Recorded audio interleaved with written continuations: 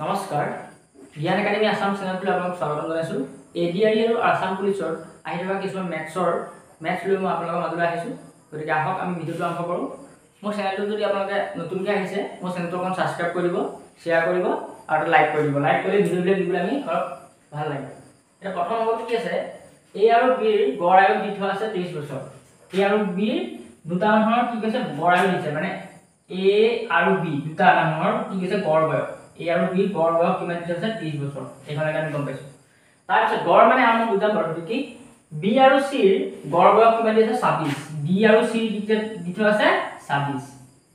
হৈছে। এইখনকে আমি বুজি পাইছে। এই গড় বয়স মানে কি,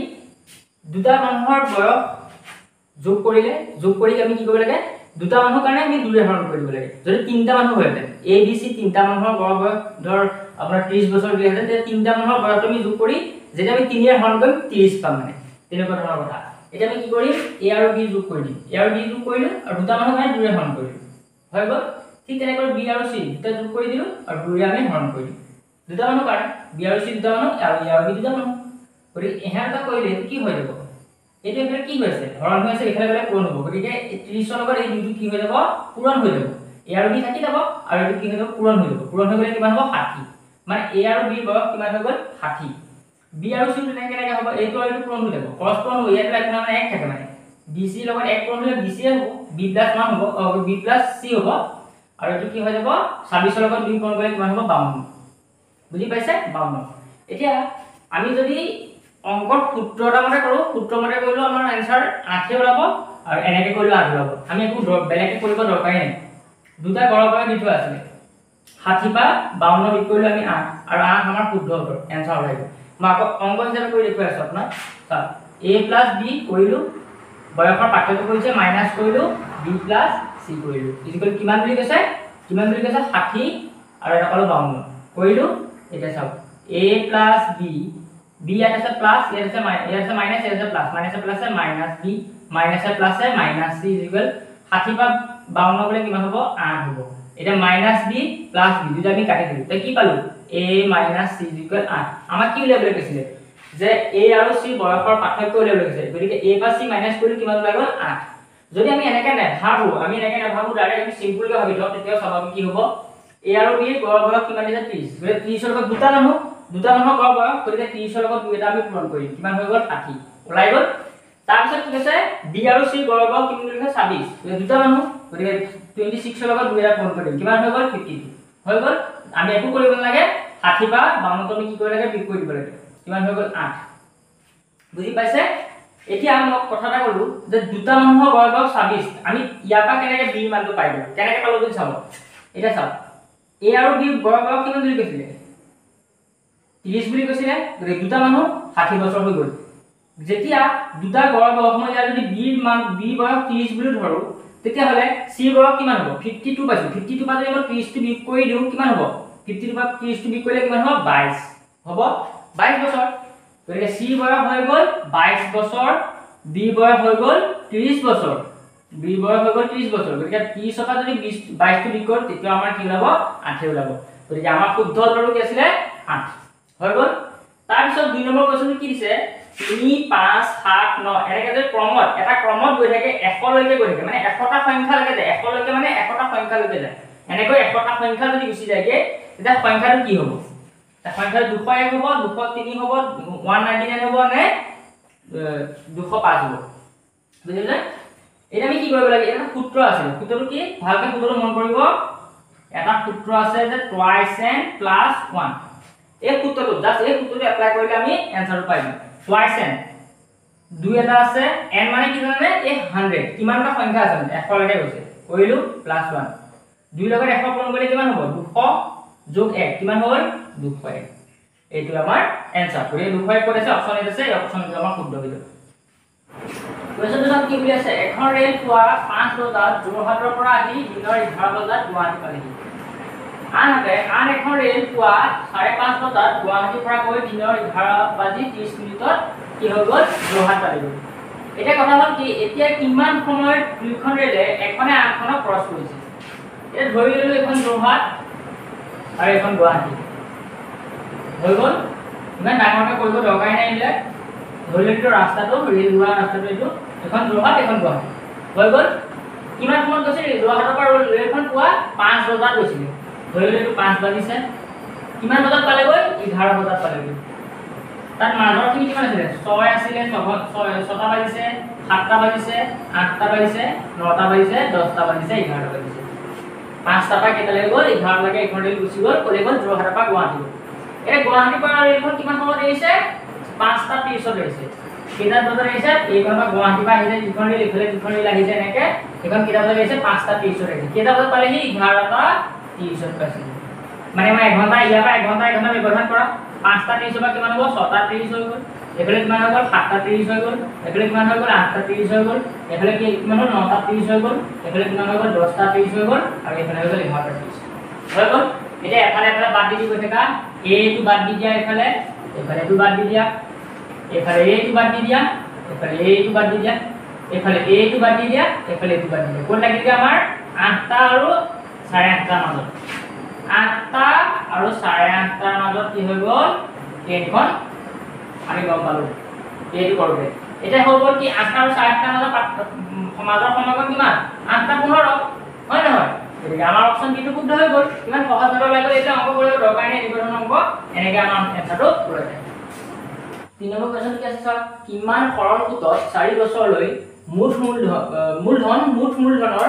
4 গুণ হ'ব বুজিছানে কিমান সৰল সুতত 4 বছৰলৈ মূলধনৰ 4 গুণ হ'ব হল এটা ইয়াৰ আমি কিছুমান কথা জানিব লাগিব যে মূলধনটো কি বা টাইম কি মানে কিমান সময় আর মানে কি এসআই মানে কি পি মানে প্রিন্সিপাল মানে মূলধন আর মানে রেট অফ ইন্টারেস্ট আপনার ইন্টারেস্টটো কিমান লাগিছে ই মানে টাইম আর এসআই মানে সিম্পল ইন্টারেস্ট এইটা বস্তু আমি জানিব লাগিব এটা ইয়াত আমি এটা বস্তু জানিব লাগিব যে কি জানিব লাগিব যে কিমান বছৰ লাগে বুলি কৈছে 4 বছৰ লাগে বুলি কৈছে গতিকে ইয়াত এমাউন্টটো কিমান বছৰ 4 বছৰৰ কাৰণে 4 বছৰ গতিকে এমাউন্টটো মই এ বুলি লিখিছো এমাউন্ট কি হ'ব 4 বছৰ এমাউন্ট হৈ যাব 4 তিমত 4 বছৰ গতিকে প্ৰিন্সিপাল আমাৰ কিমান এবছৰ প্ৰিন্সিপাল এবছৰ হ'ব গতিকে 4 বছৰৰ কাৰণে কি বুলিছো a 4p বুলি ধৰিছো a 4p তে আমাৰ সূত্ৰটো আছিল কি আছিল যে amount is equal to si plus p amount is equal to si plus p তে amount মানে কি 4p হয় না 4p মানে 4 বছৰৰ কাৰণে হৈ গ'ল si plus p এই p2 মই এফালে যদি লৈ আহো কি হৈ যাব 4p minus p is equal to si is equal to কিমান পাই যাম 4p to 3p পাই যাম এইকলৈকে বুজি পাইছে মানে si টো আমি পাই গলো 3p এইকলৈকে বুজি পাইছে এতিয়া চাও এতিয়া আমাৰ সূত্ৰটা আছিল আৰু এটা সূত্ৰ আছিল এই সৰল সূত্ৰটো আমাৰ সূত্ৰটা আছিল সূত্ৰটো কি আছিল যে si is equal to PRT/100 এইটো আমি এপ্লাই কৰি দিলো ক্লাছ si তো আমি কিমান পাই গলো এতিয়া 3p পালো মানখিনি পাতি দিম খালি 3p পালো is equal to p আছে p আমি নাজানো r আমি উলিয়াব লাগে আৰু কি আছিল t মানে টাইম কিমান বছৰ বুলি কৈছিলে 4 বছৰ কিমান বুলি কৈছিলে 4 বছৰটো মই অসমীয়া লিখি দিলো এইটো 4 হ'ব দেই মই অসমীয়া লিখি দিছো 4 বছৰ গতিকে ইয়াত কিমান হৈ যাব 4 আৰু ইয়াত হৈ গ'ল 100 এতিয়া আমি কি কৰিম চাব এতিয়া আমি কি কৰিম 4 ৰে 100 কে বাজাব 4 ৰে 100 যাব 25 বাৰ গ'ল ইয়াত ধৰ এক মানে কি থাকে সদায় 1 থাকে গতিকে pr লগত 1 টো পূৰণ কৰি দিম ক্ৰছ কোণ হয় মানে এইটো বৰ্জ্য কোণ বুলি কয় মানে এইটো কয় ক্ৰছ কোণ কি হয় যায় pr লগত 1 টো পূৰণ হ'ব 1 টো পূৰণ হ'লে একে হ'ব pr হ'ব ইকুৱেল এই 25 টো লগত 3p টো পূৰণ হৈ যাব মানে 25 ৰ লগত 3 টা পূৰণ কৰিলে কিমান হ'ব 75 আৰু লগত p টো আহি যাব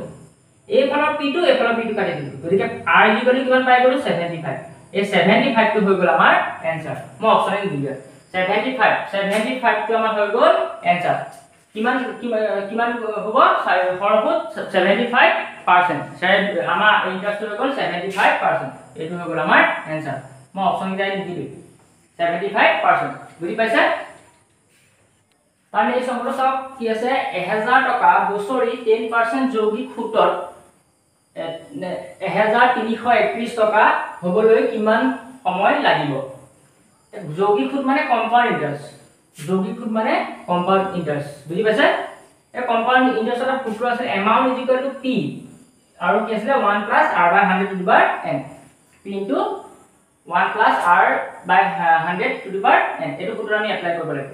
এটা এমাউন্ট আমাৰ কিমান এমাউন্ট আমাৰ টোটাল এমাউন্ট কিমান হৈছে সব 1000 টকা বছৰি কিমান টকা প্ৰিন্সিপাল আমি কিমান গম পালো 1000 p মানে প্ৰিন্সিপাল মই আগত মনত কৈছো p মানে প্ৰিন্সিপাল 1000 টকা আমাৰ প্ৰিন্সিপাল মানে মূলধন হৈ গল কিমান পার্সেন্ট 10% মানে r মানে কিমান হৈ গল 10% r মানে হৈ গল 10% যৌগিক সুদ কম্পাউন্ড ইন্টারেস্টত কিমান হৈ গলে 1331 টকা মানে এমাউন্ট আমাৰ কিমান হৈ যায়গে 1331 টকা আমাক সুধিছে হবলে কিমান সময় লাগিব টাইম সময় লাগিব মানে বুজি পাইছে তাক আমি n বুলি দিয়া হয় বুজি পাইছে নে n সেই n টো আমি উলিয়াব লাগিব এটা সব আমি এমাউন্টৰ জায়গাত আমি কি পাইছো 331 টকা ইকুয়াল p মানে আমি কিমান গম পালো 1000 পালো ব্র্যাকেট আছে ব্র্যাকেট দিলু 1 আছে 1 দিলু প্লাস আছে প্লাস দিলু তলত 100 আছে 100 দিলু r মানে আমি কিমান কৈছিলো 10 হৈ গল ওপৰ কি আছে n একনকে হৈ গল এটা সব এই 1000 টো কি হৈ আছে এই 1000 টো ইয়াৰ লগত কি হৈছে পূৰণ হৈ আছে এফালে আহি গলে হৰণ হৈ যাব মানে এনেকুৱা হ'ব হৈ গল ইকুয়াল এটো আমি লসাগু লব লাগিব এই ভিতৰখিনি আমি যেতিয়া লসাগু লম তলত হৈ যাব 100 ইয়াৰ একো নাই মানে এটা থাকে 1 আৰু 100 ৰ লসাগু হৈ যাব 100 এটা হে একেৰে 100 ক আমি কি কৰিম হৰণ কৰিম কেবা যাব 100 বাদ যাব একেৰে 100 হৰণ কৰি 100 বাদ যাব সেই 100 লগত 1 টো পূৰণ কৰিম ওপৰে কিমান হ'ব 100 গুণ 100 হল এতিয়া মাজত কি আছে যোগ চিন দিলু 100 এবাৰ যাব সেই 1 ৰ লগত 10 টো পূৰণ কৰিলে কিমান হ'ব 10 গুণে 10 আৰু ব্ৰেকেট আছে ওপৰত কি আছে n আছে এতিয়া এইটো চাও এইটো আমাৰ কাৰ কিউব হ'ব 10 কিউব হ'ব না 10 তিনটা যদি আমি পূৰণ কৰো 10 * 10 আৰু যদি কও 11 * 11 * 11 মই আপোনাক বুজাবৰ কাৰণে ইমানখিনি কৰি আছো ইমানখিনি কৰিব দৰকাৰে নাই আৰু তলত ওপৰত কি হৈ যাব 100 লগত 10 যোগ কৰিলে কিমান হৈ যাব 110 তলত হ'ব 100 ইয়াৰ এটা কোনো ইয়াৰ এটা কোনো কাটিলো that to the power n 11 * 11 * 11 121 লগে 11 গুণ কৰিলে 1331 হয় 10 10 গুণ 100 110 গুণ 1000 হৈ যায় বুজি পাইছে গতিকে ইয়াক আমি এনেকৈ লিখিব পাৰো যে 11 10 এনেকৈ হোল কিউব এটা দি দিলো আৰু এফালে হৈ গল 11 10 হোল কিউব দিলো কিউব নহয় সৰি n আছে ইয়াত ওপৰ n আছে হল এটা কি আছে 11/10 11/10 দুইটা কাটি দিলো থাকি গল কি ইয়াত থাকি গল এফালে থাকি গল 3 এফালে থাকি গল n মানে आंसरটো কি হৈ গল 3 বছৰ হৈ গল আমাৰ শুদ্ধ উত্তৰ বুজি পাইছে 5 নম্বৰ কি আছে চাওক যদি বৰ্গৰ প্ৰতিটো সাইড 10% কৈ বৃদ্ধি হয় তেন্তে কিমান শতাংশ এলেকা বৰ্গৰ ক্ষেত্ৰফল বৃদ্ধি হ'ব এইটো এটা বৰ্গ হয় এইটো এটা বৰ্গ ইয়াৰ প্ৰতিটো সাইড মানে এই সাইডটো 10% একে বৃদ্ধি কৰিবলৈ গৈছে এই সাইডটো 10% বৃদ্ধি কৰিবলৈ গৈছে এই সাইডটো 10% বৃদ্ধি কৰিবলৈ গৈছে এই সাইডটো 10% বঢ়াই দিবলৈ গৈছে তেতিয়া বৰ্গক্ষেত্ৰখন কিমান ডাঙৰ হ'ব সেইটো বুজিছে তে এনেকুৱা অংকবিলাক আমি কি কৰিম দুটা সাইড লম ধৰিলো এইটো এটা সাইড দুটা সাইড লৈ ললো কিমান শতাংশ বুলি কৈছে কিমান শতাংশ বৃদ্ধি বুলি কৈছে 10% গতিকে আমি এপ্লাই কৰিম যে 10% যোগ 10% প্ৰথম সাইড আৰু দ্বিতীয় সাইড ফাৰ্স্ট সাইডটো সেকেন্ড সাইডটো দুটা সাইড যোগ কৰিম আৰু তাৰ লগত কি কৰিম ফাৰ্স্ট সাইডটো আৰু সেকেন্ড সাইডটো যোগ কৰি পূৰণ কৰি 100 ৰে হৰণ কৰিম তা ফাৰ্স্ট সাইডত আমি কিমান পালো 10% প্লাস সেকেন্ড সাইডটো 10% প্লাস ফার্স্ট সাইডটো কিমান পালো 10% সেকেন্ড সাইডটো কিমান পালো 10% ডিভাইডেড বাই 100 10% দুটা যোগ কৰিলে কিমান হ'ব 20% হৈ গল যোগ দিলু 10 দুটা ভিতৰত কি আছে পূৰণ হৈ আছে 10 পূৰণ কৰিলে ওপৰত কিমান হ'ব 100% তলত কিমান আছিল যে হৰণ কৰিবলৈ কৈছিল 100 হৰণ কৰিলে এবাৰ দুই ফালে 1/1 হ'ল 1/1 মানে কি 1% পাৰ্চেন্টেজটো আছে গতিকে এইফালে আমি এইটা কৰি পেলাই পাই গলো 1% এইফালে 20% গতিকে এই দুইটাকে যোগ কৰিলে কিমান হৈ যাব 21% বহুত সহজ বুজি পালে গতিকে 21% আমাৰ হৈ যাব ৰাইট আনসাৰ বুজি পালে নে মই কি কলো যে বৰ্গ এনেকুৱা যদি অংক আহে সব সাইডে আমি 10% বহাব লাগিব আমি দুটা সাইড লৈ লম লৈ পেলাই আমি কি কৰিম ফাৰ্স্ট সাইড আৰু সেকেন্ড সাইড প্লাস যোগ কৰি প্ৰথমতে প্লাস কৰি ফাৰ্স্ট সাইড আৰু সেকেন্ড সাইডটো কি কৰিম ইনটু কৰি 100 ৰে হৰণ কৰিম বুজি পালে তেতিয়া আমাৰ আনসাৰটো ওলাই যাব বুজি পাইছে